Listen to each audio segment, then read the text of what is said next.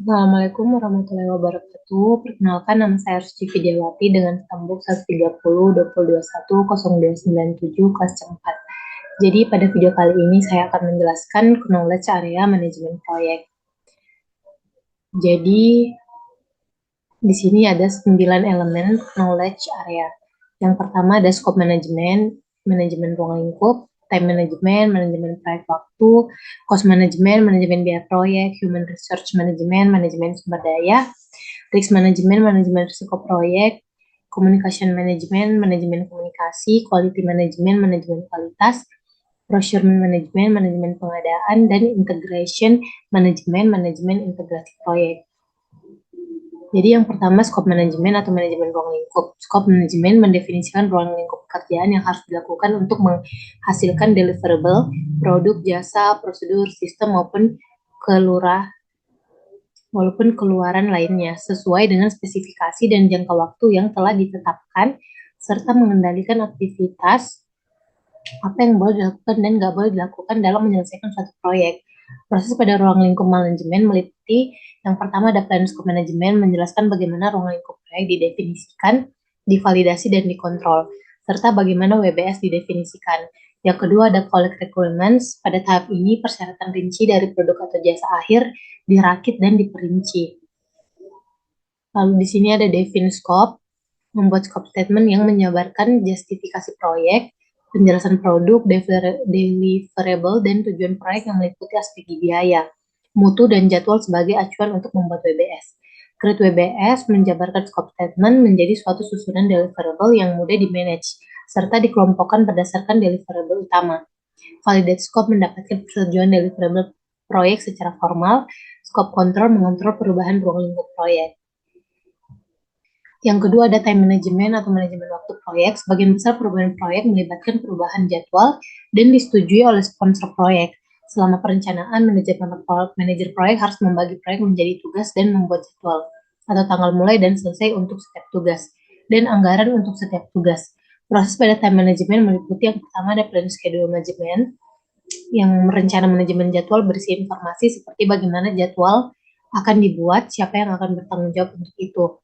Yang kedua ada define activities, mengidentifikasikan aktivitas-aktivitas secara spesifik yang harus dilakukan oleh anggota tim proyek dan para stakeholder sehingga menghasilkan produk-produk proyek. Yang ketiga ada sequence activities, mengidentifikasikan dan mendokumentasikan hubungan antara aktivitas proyek.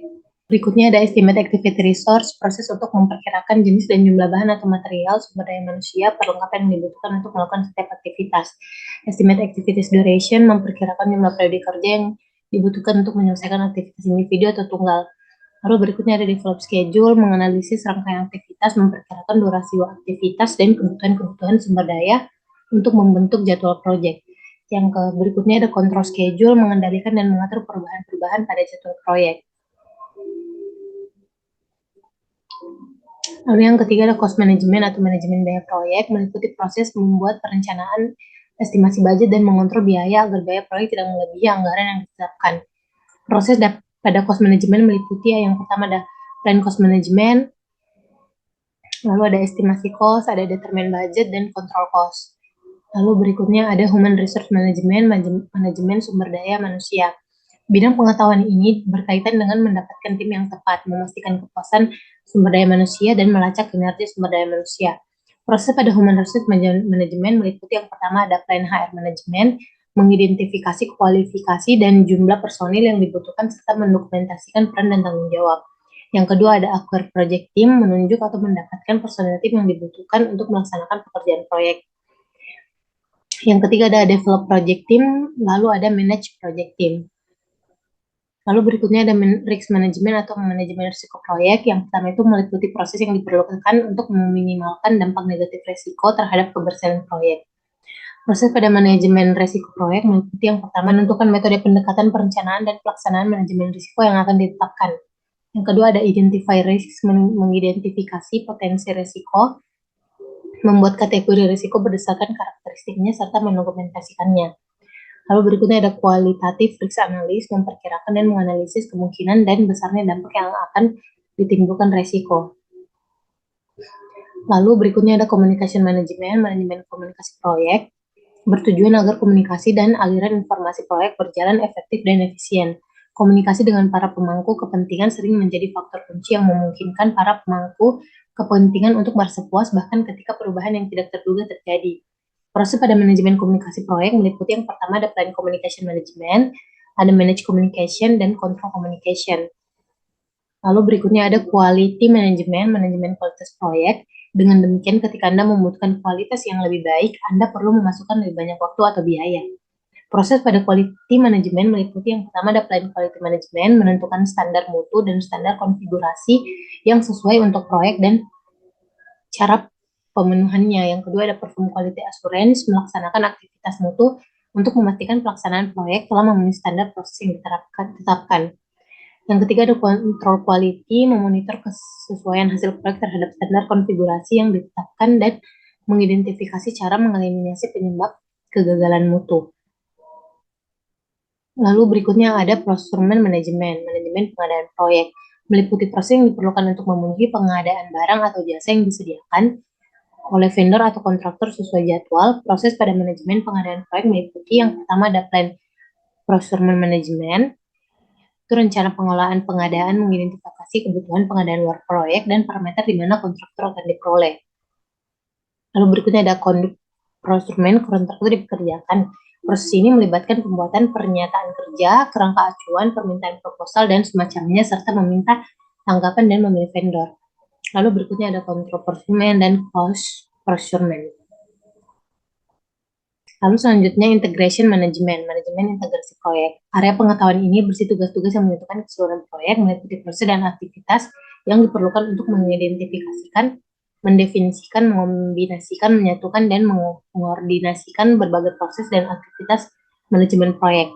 Proses pada manajemen integrasi proyek meliputi yang pertama ada develop project charter, membuat piagam proyek atau proyek definition. Yang kedua ada develop project management plan, membuat perencanaan proyek. Lalu ada direct and manage project work, mengarahkan dan mengelola pelaksanaan proyek. Lalu ada monitor and control project work, dan ada perform integrated change control yang mengintegrasikan pelaksanaan prosedur kontrol perubahan. Lalu berikutnya di sini ada time management yang saya kaitkan dengan proyek saya, yaitu perancangan aplikasi Toko Gorden berbasis Android. Jadi pertama ada tahap proyek, ada perencanaan awal, terus di kegiatan ada studi kebutuhan pengguna, waktu yang diperlukan 2 minggu, tanggal mulai itu tanggal 1 bulan 2 2023, tanggal selesai tanggal 15 bulan 2 2023. Lalu ada pengembangan aplikasi, kegiatannya itu desain antarmuka pengguna UI atau UX 3 minggu dari tanggal 23 bulan 2 2023, tanggal selesainya itu tanggal 15 bulan 3 2023. Lalu ada pengembangan backbone system, waktu yang diperlukan itu 4 minggu, tanggal mulainya itu tanggal 16 bulan 3 2023, tanggal selesainya tanggal 12 bulan 4 2023. Lalu ada integrasi UI dengan backend, yaitu waktu yang diperlukan 2 minggu, tanggal mulai tanggal 13 bulan 4 2023, tanggal selesai tanggal 26 bulan 4 2023. Lalu di sini ada uji coba dan debugging, yang kegiatannya itu uji alfa aplikasi atau internal, waktu yang diperlukan 2 minggu, tanggal mulai tanggal 27 bulan 4 2023, tanggal selesai tanggal 11 bulan 5 2023. Lalu ada debugging dan pembenahan masalah, waktu yang diperlukan 3 minggu, tanggal mulai tanggal 12 bulan 5 2023, tanggal selesai tanggal 2 bulan 6 2023. Lalu ada pengujian, kegiatannya itu uji beta aplikasi atau publik, waktu yang diperlukan itu 4 minggu, tanggal mulai tanggal 3 bulan 6 2023, tanggal selesai tanggal 30 bulan 6 2023. Lalu ada peluncuran, kegiatannya itu persiapan peluncuran aplikasi, waktu yang diperlukan itu 1 minggu, tanggal mulai tanggal 1 bulan 7 2023, tanggal selesai tanggal 7 bulan 7 2023. Lalu ada peluncuran resmi aplikasi, sini tidak memerlukan waktu, terus tanggal mulainya itu tanggal 8 bulan 7 2023, dan tidak ada tanggal selesainya. Lalu ada pemeliharaan, kegiatannya itu monitorisasi dan pemeliharaan aplikasi, waktu yang diperlukan ongoing, Tanggal mulai tanggal 9 bulan 7 2023 dan tanggal selesainya. Baiklah, sekian video dari saya. Kurang dan lebihnya mohon dimaafkan. Assalamualaikum warahmatullahi wabarakatuh.